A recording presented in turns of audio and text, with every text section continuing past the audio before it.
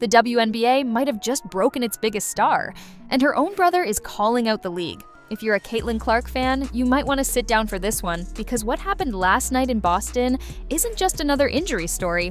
It's the breaking point of a season that's spiraling out of control. It's like the Sun have made it their mission to rough up the Fever's star player, and the refs are just letting it happen. What's even more frustrating is that this isn't just a Caitlin Clark problem. Angel Reese has spoken out about the officiating.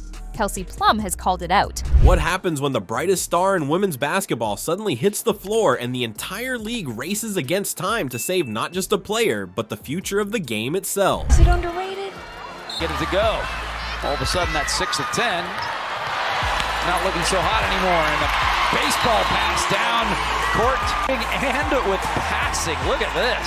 This is a pass that not very many players can make from behind the free throw line. It was a night like no other. Caitlin Clark, that unstoppable force who's been rewriting the playbook on what it means to be a WNBA superstar, was out on the court. Every dribble, every shot, every electrifying move had fans on their feet. The energy was contagious. She was in total command until, in a flash, everything changed. A drive to the basket turned into a sudden, hard fall. The crowd went silent. The arena's energy shifted from celebration to concern. Caitlin wasn't getting up quickly. Trainers sprinted onto the court. Time slowed and hearts pounded.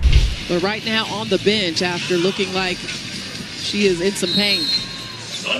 For those who follow closely, this was a frightening scene, but not entirely unexpected. Just weeks earlier, Caitlin had already missed the WNBA All-Star Weekend, sidelined by a nagging groin injury that kept her off the biggest stage in the league. Fans and analysts hoped it was just a minor setback, a temporary pause in what had been a sensational start to her career. I mean, it's something that never gets old, truly. Like, to see young girls and even young boys wear your jersey or want a picture or want an autograph, like, that's the reason you do it. Every time I walk out in the arena and people are screaming and cheering, like, they could care less how many points I score or how many minutes I play, and just puts great perspective on life, but also just basketball. So really thankful for that. That's the way to look at it. Yeah. That's the way to look at it. You were just that young girl, honestly, a short time ago. So for myself, like, that honestly, it just puts good perspective on everything. Obviously, it's been a little bit difficult of a go for this season, but Sure. Now, with this new injury, the fears grew louder.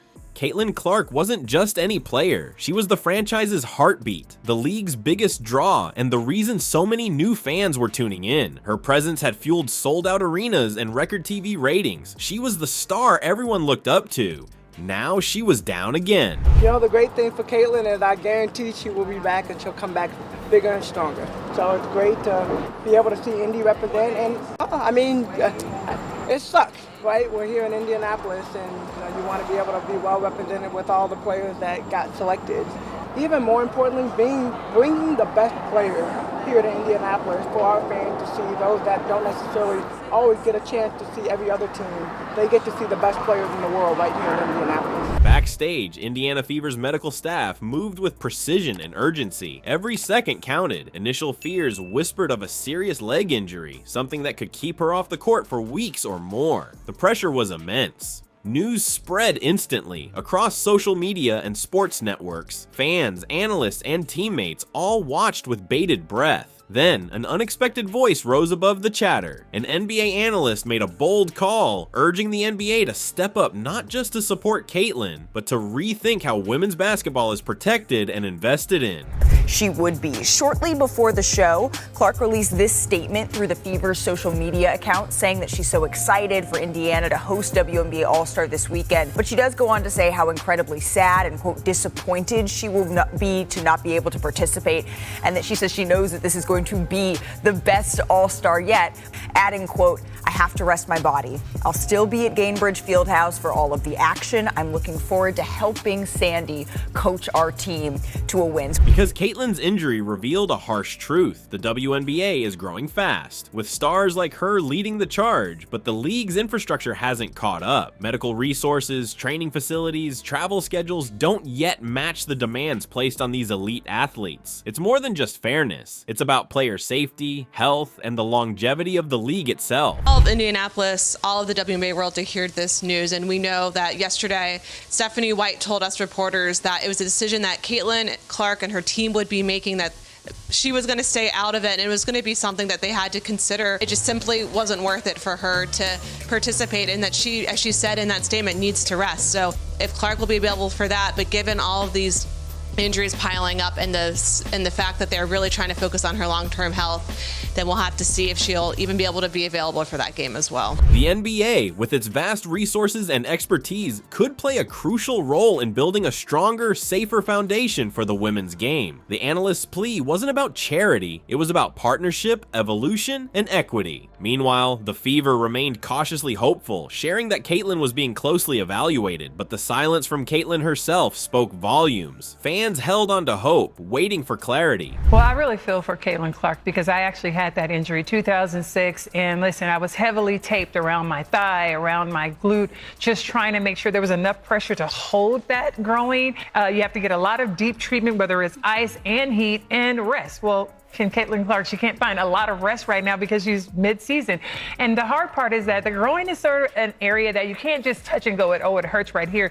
You feel it deep. This moment isn't just about one injury. It's a turning point. Caitlin Clark has become a symbol of what the WNBA can be, a thrilling, growing league with stars who inspire millions. But her fall reminds us all how fragile this moment truly is. The game is changing, the stakes are higher, and the support systems have to change with it. The WNBA must rise to meet the challenge, protecting its players not just with words, but with real resources and action. Obviously, we're good friends. Like, I've been able to talk to her a lot kind of through this, process. And honestly, I've kind of went through something similar in my career. You look back and it's a blessing in disguise because you're able to just learn and grow and, understand it's all part of your journey. And you just got to, continue to figure out what you need in a pro career. And my first year I didn't play due to injury, and then second year I had like 3 to 4 soft tissue injuries that I was dealing with. So, just trying to be that kind of soundboard for her and that voice, having gone through something kind of similar. And this moment isn't just about one injury, it's a turning point. Caitlin Clark has become a symbol of what the WNBA can be, a thrilling, growing league with stars who inspire millions. But her fall reminds us all how fragile this moment truly is. The game is changing, the stakes are higher, and the support systems have to change with it. The WNBA must rise to meet the challenge, protecting its players not just with words, but with real resources and action. And Caitlin's absence from the All-Star weekend only added more fuel to the conversation. Fans weren't just disappointed, they were alarmed. If the league's brightest new star couldn't make it to the biggest weekend of the season, what does that say about how the WNBA is managing player health? Obviously unfortunate about Caitlin's not into this game, but she's going to still have a great impact on this team. I will give the coaching hat to her as much as she wants, to be quite honest. So, we're going to play around with it a little bit. It'll be fun to I think you've seen it with the Fever. She's been very active on the sideline when she wasn't playing, so we'll utilize that as well. At the same time, other stories grabbed headlines like the ongoing debate around the WNBA's collective bargaining agreement, and increasingly sharp criticism of league officiating. Players and coaches have voiced growing frustrations with inconsistent calls, missed fouls, and a lack of accountability from officials, particularly in high-stakes games. From player safety to game management to league governance, these aren't just side stories anymore. They're central to the future of women's basketball, and the league is running out of time to get them right. Caitlin Clark's injury may be a painful chapter, but it can also be the turning point, a moment that forces the WNBA and everyone around it to move forward with purpose, with urgency, and with the respect these athletes have earned. Because if the league wants to shine, it must first protect its light, and Caitlin Clark is that light. The spotlight is here, the pressure is real, it's time to act. Subscribe for more updates and join the conversation shaping the future of women's basketball.